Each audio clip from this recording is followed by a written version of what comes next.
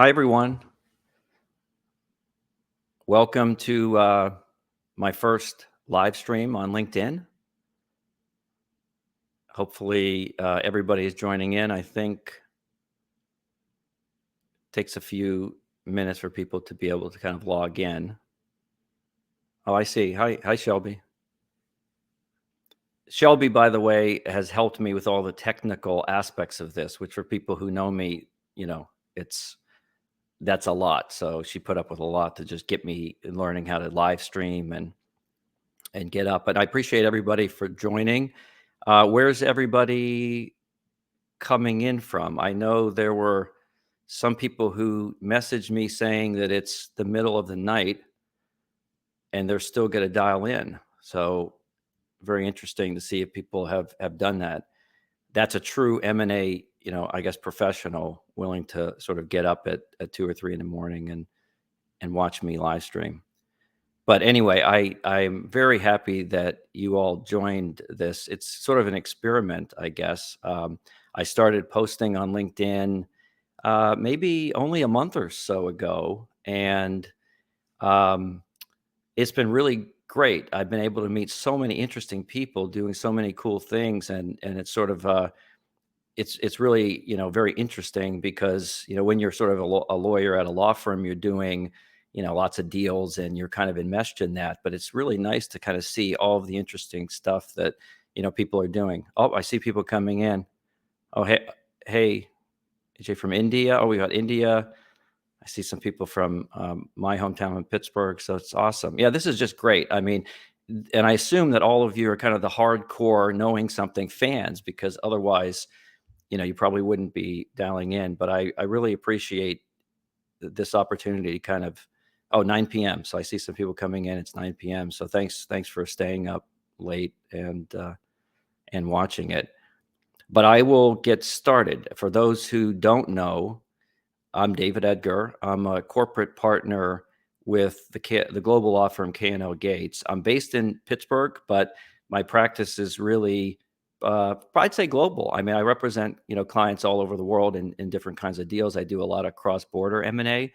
We haven't really talked about yet on the M&A series, but I'll get to that in due course. But what I wanted to do today was just kind of have an introductory live stream.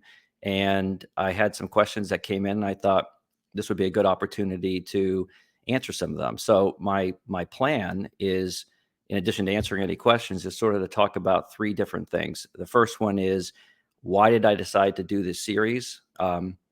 And the second is, well, we've done that. What will that do for you? What kind of benefits will that have for you as you're working on M&A transactions? And the third thing is kind of substantive. What's happening with the M&A market? We know that there's a lot of volatility around the world. I wrote a little bit about that on some of my posts, and I thought I'd touch on that. But the first thing is, why do this now? And I've done it in 3 different kind of components. The first is the Knowing Something M&A series that I've been writing on, and I think that's what probably got the most attention. And my goal with that was really to simplify, make practical some of the complexity that you see in M&A deals. There's a lot. You know that most of you are M&A practitioners, not just lawyers, but bankers and corporate development folks. So you know a lot about how M&A works, and it's a very intense business, and it has a lot of technical terms and language and all kinds of things that I just wanted to sort of break down. And so that's the Knowing Something series. Um, the second thing I've been doing are these kind of experimental videos. I don't know if you've watched any of those, but I've sort of put that under the name M&A in a minute. So my idea there was just to kind of take some of the concepts that I've talked about in the Knowing Something M&A series and even make them shorter, a little bit more compact, and for good or bad, put some video up there on a couple of them. So I'm interested to see people's reaction to how the videos are working. And I think on the video series, what I've been trying to do is maybe cover some of the things that are a little less technical, but maybe more on the negotiating side or the psychology of deals. Um, I had some posts about the importance of being persistent, having perspective, things that you're not going to find in sort of the typical, legal M&A thing. So that's kind of what I've been doing on LinkedIn. And I've gotten a pretty good reaction. I mean, I've only been doing it, a few weeks, as you all know, but I think people have enjoyed the series, um, so I'm going to continue doing it. And then the other thing I'm working on, but not done yet, is a podcast called Materiality Matters in M&A. And that's, again, kind of following my trend of focusing on what's really critical, not dwelling on minutia or trivia, but hitting sort of the core things. And I think you may like that. Hopefully you'll check that out when I'm able to release it. I've done, I think, four or five so far. And I just got to get them edited and, kind of produced and released. But the first one I did was super interesting. I don't know if Ashley is on, but I talked with a professional chess player, um, or a former professional chess player, and she's awesome. And I met her actually on LinkedIn, so it shows again the benefit, the power of sort of this platform. Um, she grew up playing chess, and she had an organization that is a nonprofit that works with young people, mostly girls, and teaches them chess, but not so that they'll become professional chess players, but so that they can learn thinking skills, strategic thinking, logic, all kinds of interesting life skills that they can then apply in school and other places. But what I was interested in was talking with her about how does she make decisions, and how does she assess risk, deal with uncertainty, um, figure out what moves to make when you're dealing with sort of a complicated and always moving environment, like happens when you play chess. And I'm not a chess player, but I'm just fascinated about that. And it actually struck me, that's what we do when we're doing M&A deals. You're dealing with assessing risk, making decisions, evaluating different alternatives that you have. And I even talked with her about sort of the rules of the game, because I think in M&A it's very much similar. We have some broad rules that you have to kind of follow. These might be, statutory rules or tax rules or other things um, that kind of set the parameter of the game. But within that, you can make all kinds of different moves and assessments and counter moves and offensive or defensive. So it's very interesting, and that's a podcast that hopefully I'll be able to get out very soon. And that's what I want to do, is kind of talk with people that might be in M&A world, that we all live in, or maybe in sort of tangential areas that will help you when you're negotiating deals or thinking about deals or planning deals. So that's kind of that's kind of the activity I've been doing on LinkedIn. And and I think, one of the other areas that I think I've been interested in exploring is sort of the economics behind deals. That's something that I never really focused on, or had any real, guidance on when I was starting to do deals, but it's so critical to have that understanding. So some people have asked, a lot of your posts tend to be accounting or economics based, but that's the reason why. Now, as far as why I decided to do it now, I don't really have a great answer for that. I think I just was thinking a lot about the work that I do, and I'm just always been excited about it. It's just a great field to be in. It has its moments for those of you that practice or are involved in deal work. It can be very hard. It can be mentally and physically demanding, challenging. Of course, those are also positive things that I kind of enjoy. So if you've done it as long as I have, you probably find things that you enjoy. And I've been doing it at my same firm at K&L Gates for um, a little over 20 years. I'm not going to tell you exactly how many years over 20, because then you'll be able to reverse engineer, how old I am, and that's subject to some confidentiality restrictions. So I'm not going to reveal that. But otherwise, I've been doing it a long time. And one of the things I noticed as I was doing deals is there's lots of good information on the technical side of deals. Do you know what I mean? If you need information on a particular tax law, or an IP issue that you may be confronting, or even legal issues around securities laws or something like that, you can find good material. Um, but a lot of this is very technical and is very siloed in many ways. It doesn't really consider the interconnection between these areas and how that relates to an M&A transaction. So as I was thinking about that, and that was the goal kind of the Knowing Something series, to take all of that complexity and try to roll it in together. Um, and I just didn't find anything like that. And if you guys know of anything, materials like that do that, let me know. But there just wasn't a lot of material that really talked about M&A transactions almost as an art, as sort of a creative endeavor. And you can tell by the interest I had on the chess side, and I have similar interests in things like, how does behavioral economics or psychology, how can that improve your skill as a deal maker? How can you negotiate better transactions by knowing something about that? And so all of those things kind of gelled together, and I was deciding to comment a little bit more on LinkedIn. I noticed there are sort of a lot of people that just kind of consume the content. That was me. Maybe do some liking, and then when you get into comments, it's hard. And so I had to kind of go through that step myself and make some comments. And I decided, well, let me post a few, and see how it goes, and see what people's interests are, because I didn't want to do it, if no one is interested in it, and if people don't sort of see the value in the material that I'm putting up. So that's sort of the idea behind it. Um, and when I say art, I really mean that. So, and maybe that's just me, but comment if you sort of see the same thing. But to me, M&A is actually very little of technical legal.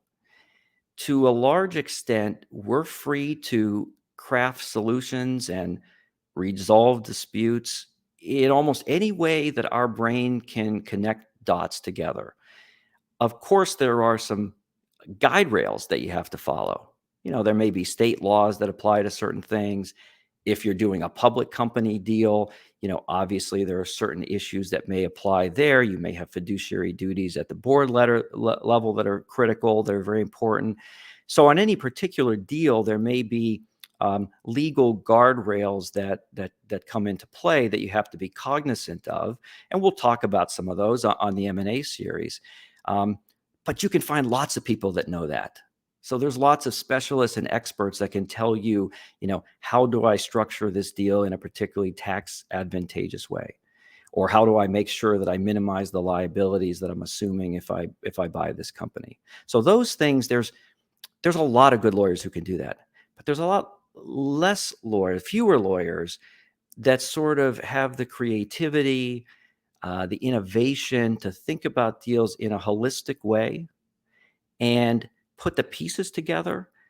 And that's what I try to do, and still, of course, learning every day. But that's what I was hoping to accomplish with this Knowing Something series, to really be able to share the love I have for what I do in a way that excites you, that it's not just a bunch of legal principles that you have to apply in sort of a rote or mechanical way, but that it's actually a creative endeavor. And I do think of it that way. It might be a little geeky or dorky to view it that way, but I think if you run into a really great M&A lawyer, they have more in common with an artist, or maybe an architect might be a better way to think of it. Someone who has a vision. And an M&A transaction is a story. So if you think about it, there's a antagonist and a protagonist, and there's a plot and conflict. And ultimately, um, like in any great story, there's usually also a resolution, which hopefully is a closing, a successful transaction, a successful integration. Maybe for a person who has established a family business and has been working that for 30 or 40 years and building it, maybe it's a opportunity to finally sell that business.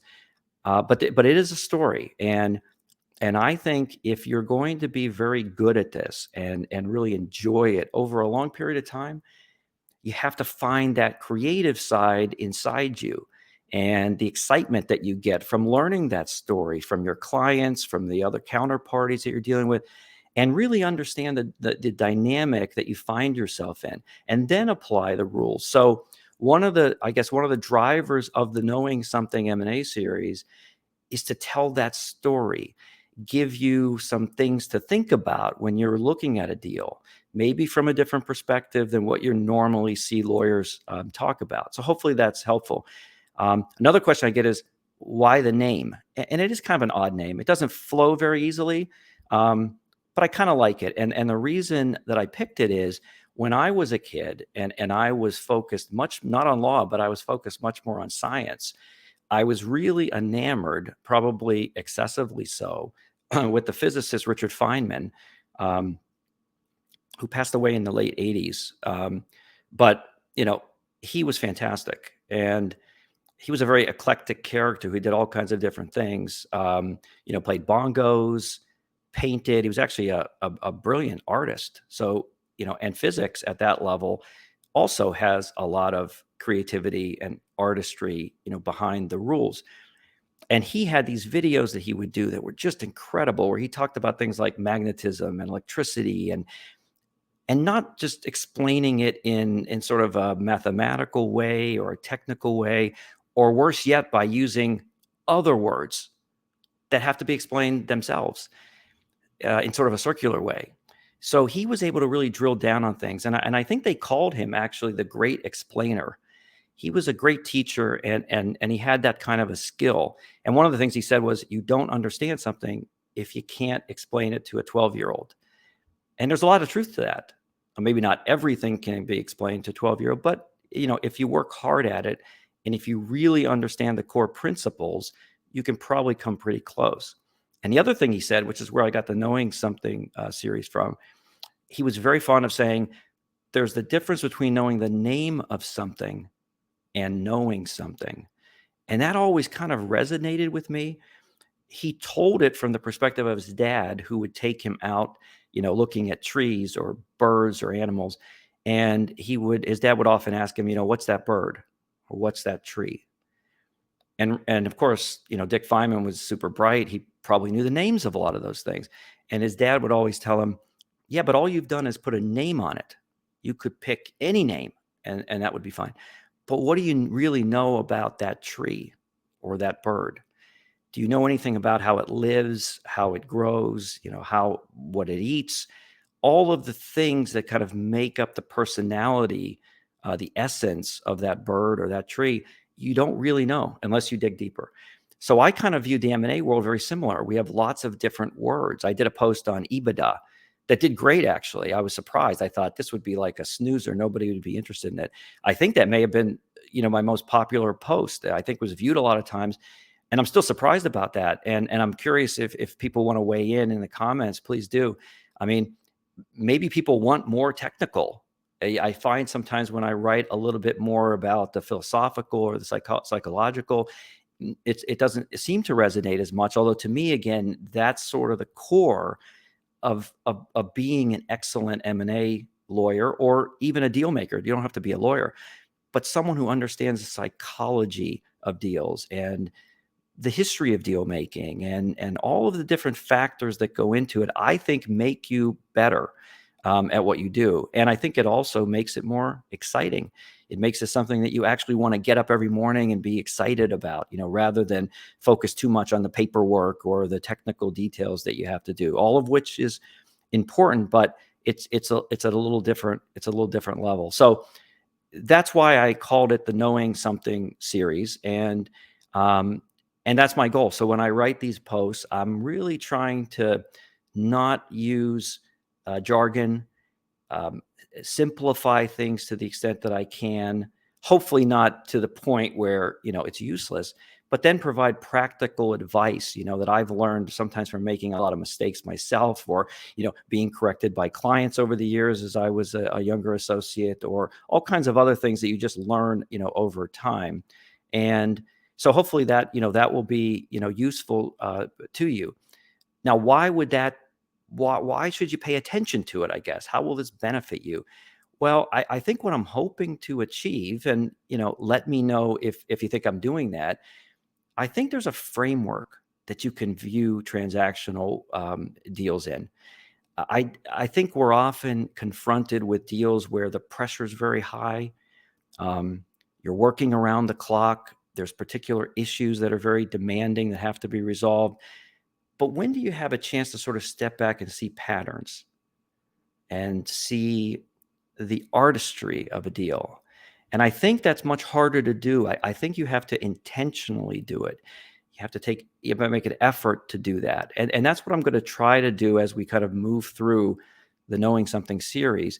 And I'm hoping will give you and myself, because it's actually kind of hard work to do it, in the sense that I have to kind of think to myself, why do I believe that? Why do I hold that particular position? I may have negotiated 100, big M&A deals or more, certainly more over the years.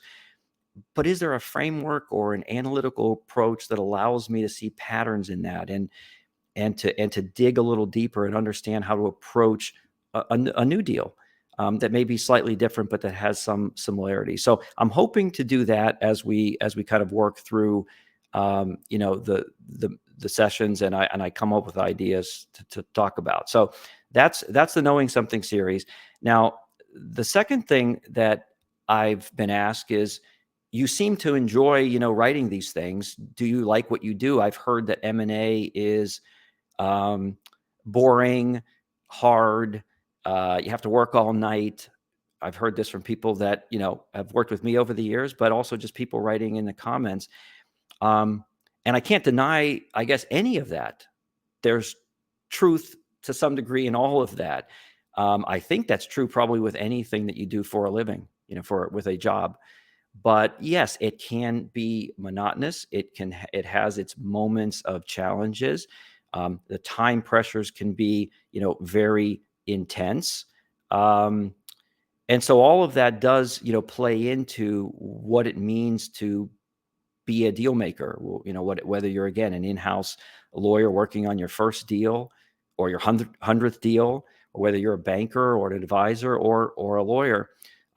But I think it's a great field to be in, and I think it's an awesome area to focus on and study, because it's so broad. It has so many different areas that you can put your attention to. Of course, you have to master all the technical details. We'll talk about a lot of those as we move through the Knowing Something series.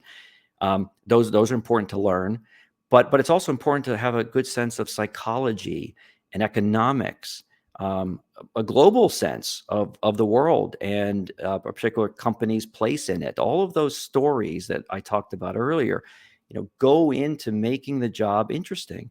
And I think one of the things that appealed to me, and I guess when I was deciding, kind of what area of practice I go into, is you're working on important matters.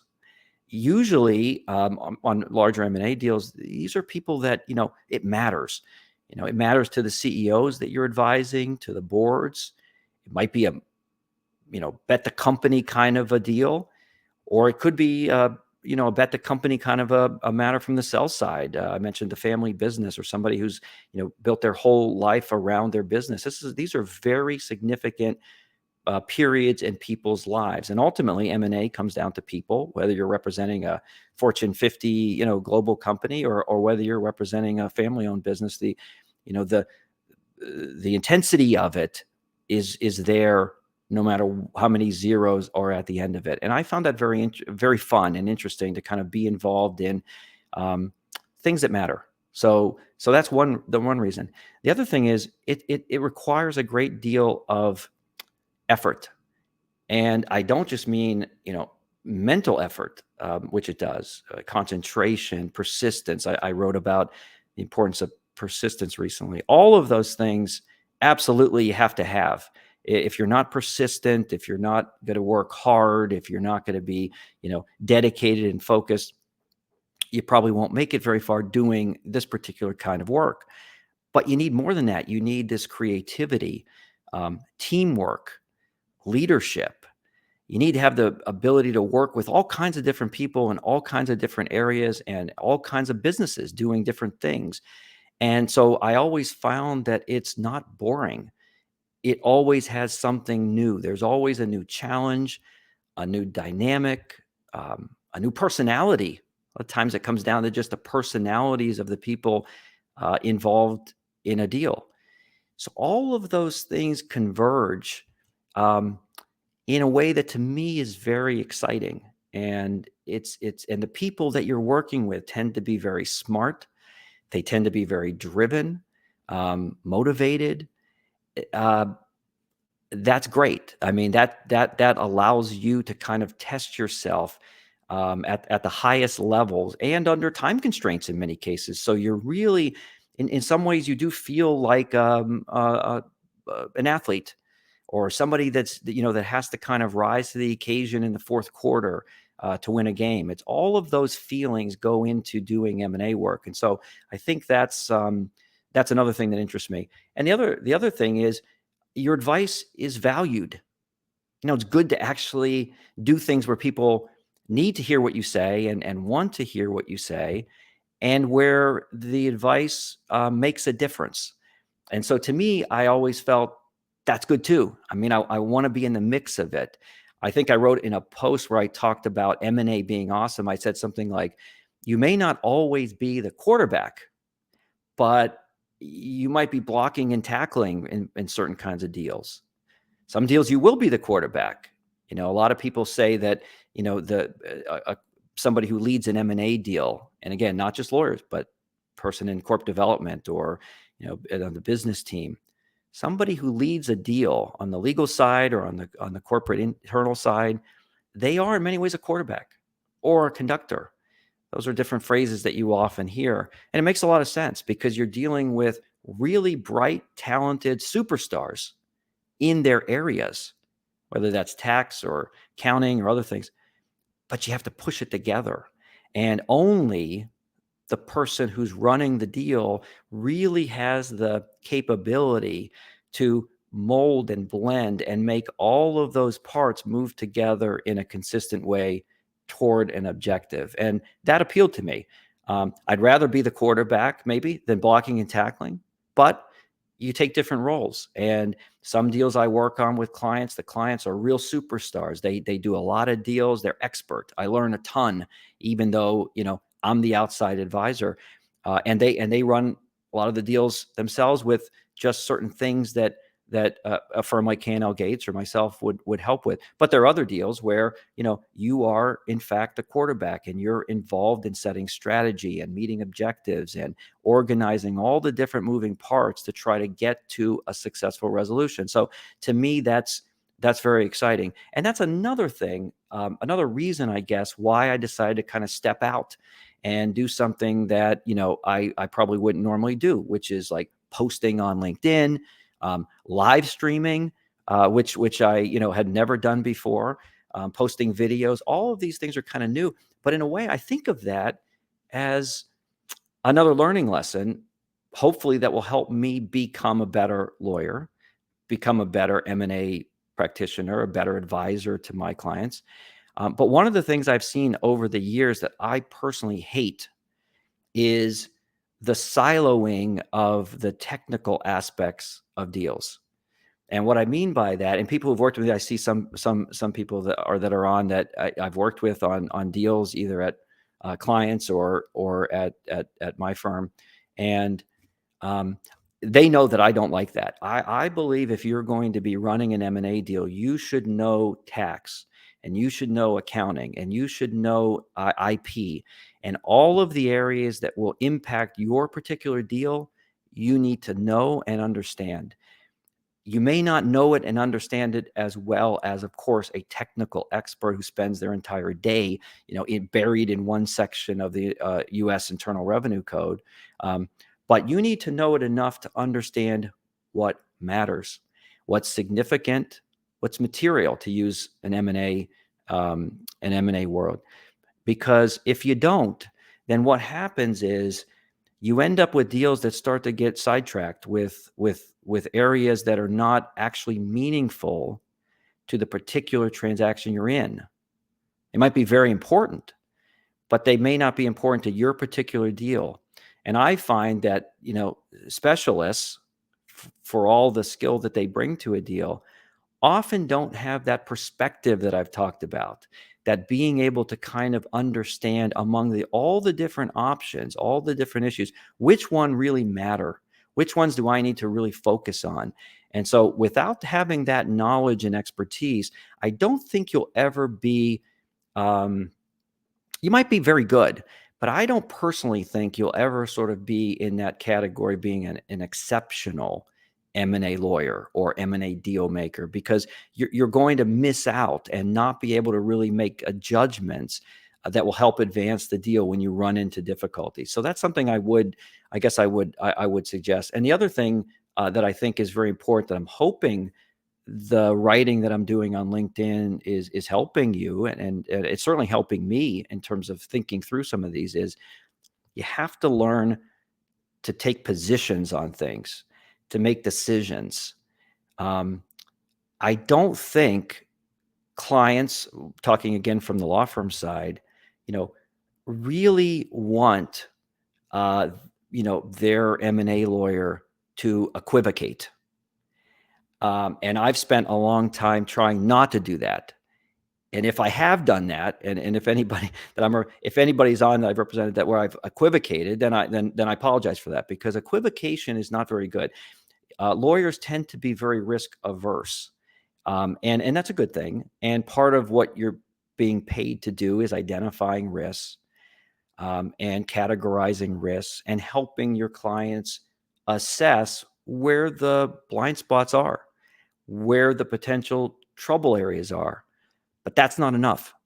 You have to be able to then figure out a way, and this is where creativity and judgment and having that broad understanding of the law and of business and psychology and all these different areas come into play, because it gives you the ability to make decisions and help your client chart a course. Going back to that chess example, you have many different options. Some have higher risk than others. Some have greater reward.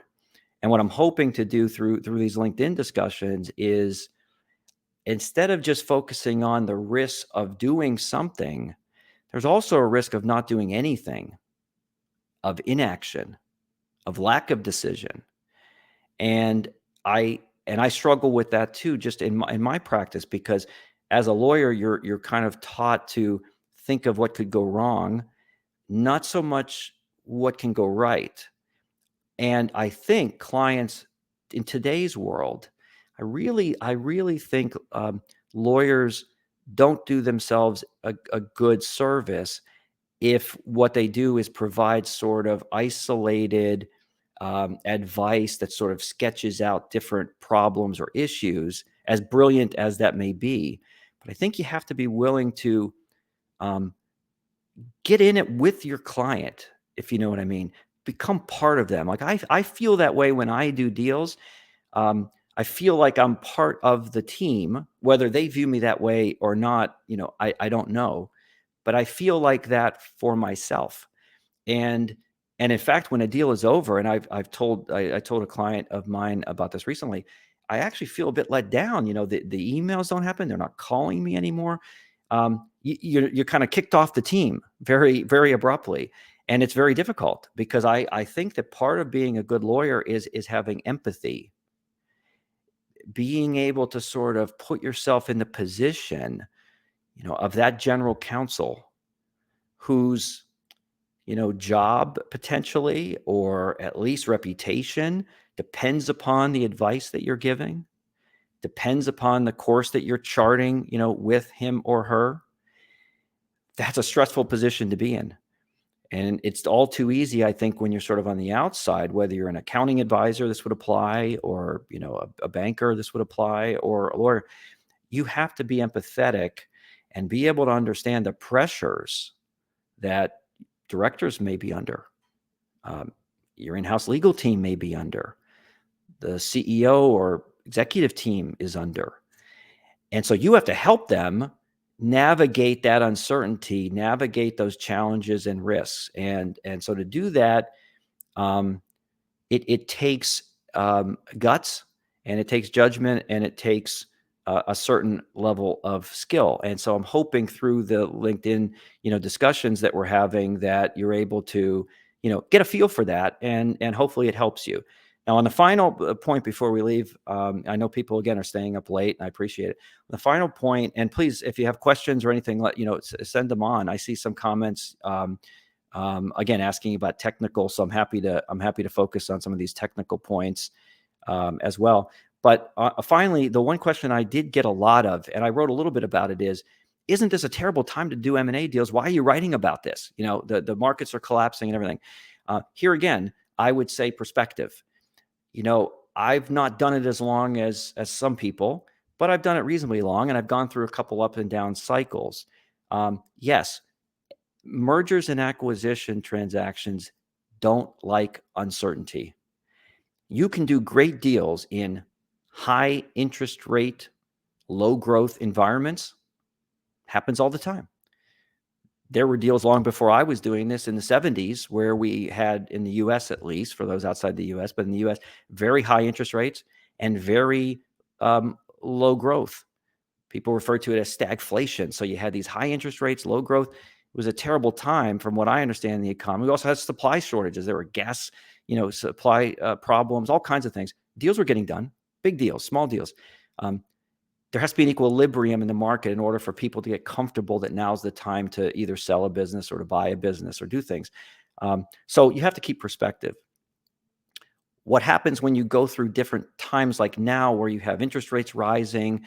Obviously, we have very significant social issues, war in Ukraine, Russia instability, all these sort of global geopolitical things. It's not so much that changes the fundamentals of a deal. For example, it may not change whether or not a company should divest a particular asset or acquire a new asset or do a transaction to get a great team that's building something awesome. Those don't change. But what changes is a little bit at the executive level of uncertainty. Do I want to be doing this when I'm not quite sure what the next 3 months or 6 months are going to be? How can I plan my projections? How can I make sure I'm going to meet my earnings targets that I need to meet when I'm not quite positive what variables to plug in? So all of those things create uncertainty, but fundamentally, it doesn't mean that deals, can't or shouldn't get done. And so in my mind, yes, there are a lot of headwinds right now, and some of them are very significant. We certainly have seen in Q3, as we're heading in to Q4, we've certainly seen a very dramatic drop in at least U.S. M&A. And from what I've read and seen just from my own experience doing sort of these cross-border deals, I was talking with someone in Germany that's very constricted in terms of their deal flow, both on sort of the emerging growth venture capital side, as well as the more experienced, larger companies that are doing M&A. But it's not because they don't have the resources, the capital reserves, the financing capabilities. All of those things are intact. Financial systems are sound. So I think I think what will happen is that there will be this period where people like me will probably be slower than I would like, because I like to stay busy, just the way my personality works. But I think it will be slower. But I think that once things settle out, and that doesn't mean that interest rates drop or anything like that. It just means once things reach an equilibrium, and what tends to happen is that the valuations start to change to match that level. Sellers start to understand a new dynamic that they may be in. That may mean lower multiples in certain industries, but in others higher, right? It all depends. Everything's very specific in M&A.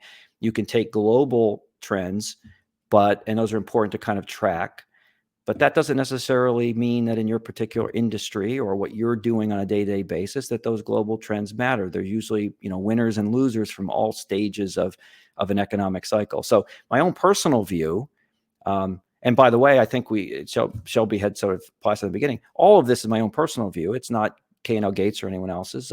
These are kind of my views, and every lawyer will have a different perspective on a lot of these things. But I'm trying to just impart my view, and hopefully it's helpful to you as you're thinking about doing deals. And if you're in-house and you're thinking about doing deals, I really think if you take sort of this holistic perspective and try to find areas where you're telling a story, where you're thinking about a plot, where you're thinking about the creativity that goes into a deal, I think that's going to help you just do a better job and have more fun doing it, which is also good. I mean, I think it's all too easy to sort of get too bogged down in seriousness. Um, but I think it's really a great area to go into, to focus on. It's a lot of fun and it has a lot of benefits to it. And I think we'll get through this cycle. And I think we'll see that a lot of the fundamentals that have remained strong will still be strong. And so deal flow will continue, and people will continue to do the work that I love to do, and that anybody who's calling in here in the middle of the night, I know you love to do it as well. So I hope that I'm going to just stop because I think I've covered enough. I hope you continue to follow the Knowing Something series. And if you like it, I mean, please message me, because I really am doing it a little bit for myself, just to kind of think about, what I'm doing and why I like what I'm doing. But I think more importantly, it is to just um, provide some thing that I don't think is out there, and to help people that are, in corporate development, or, GCs or in-house counsel that are tasked with M&A, to really think about and have the chance maybe to sit back for even 5 minutes or 10 minutes of a busy day and say, well, that's interesting. I hadn't thought about that. I know that concept, but I haven't thought of using it in that way. Or maybe I never even really understood how that worked. I've been seeing that, I've been seeing those working capital adjustments, or I've been seeing that term cash-free, debt-free, but I never really understood what that meant, or how it can be manipulated, or where I might want to focus when I'm talking to my board of directors, or to my team internally. So that's my goal. That's what I'd like to, I'm trying to do. If there are areas that you think I can do better, or that you'd like to see more of or less of, if you like the videos or hate the videos, let me know so that I can do it. And as far as this live stream, um, it's great from my perspective. It's totally new. I've never done one before, so hopefully it went okay. But let me know if that's a good format. And my thinking is that we could do these periodically, maybe based on some of the things that we're talking about in the M&A Knowing Something series, or the M&A in a Minute, and dig deeper into some of the technical side or some of the discussions. Maybe I can even coerce some people to come on, whether it's clients that I've worked with who are super super brilliant, or maybe it's other lawyers at K&L Gates or other places. I think it's harder to do that on the live, because people are just scared of doing live, like kind of like I am. But you just do it, and maybe that we can do some discussion. So let me know if that's helpful. If you'd like to do that, DM me if you don't want to make a public comment or something, and I'm happy to kind of play this as we go. And if there's areas that you'd like or don't like, I'm happy to address those. But that's all I have. I appreciate everybody being here. I know it's late at night for people who are dialing in or watching from overseas. So thank you so much for supporting me. Thanks a lot. If you want to know more about me or K&L Gates, you can obviously jump on our website, or check me out on LinkedIn. And then, like I said, as soon as these podcasts gets done, I've been busy working and also doing these LinkedIn posts. But as soon as I get these podcasts going, I think they'll be available certainly on K&L Gates. I'll link them and, hopefully write a little story about them, so you can kind of see what each episode's about. And I'll post that on LinkedIn. And then I'm sure you'll be able to kind of get those from, Spotify or, Apple, whatever the normal, podcast services are. But please follow those and share them and stuff, so that, I can keep going and doing those if they're helpful. So that's all I have. Thank you so much. And I appreciate you dialing in. Have a great rest of the day. Thanks.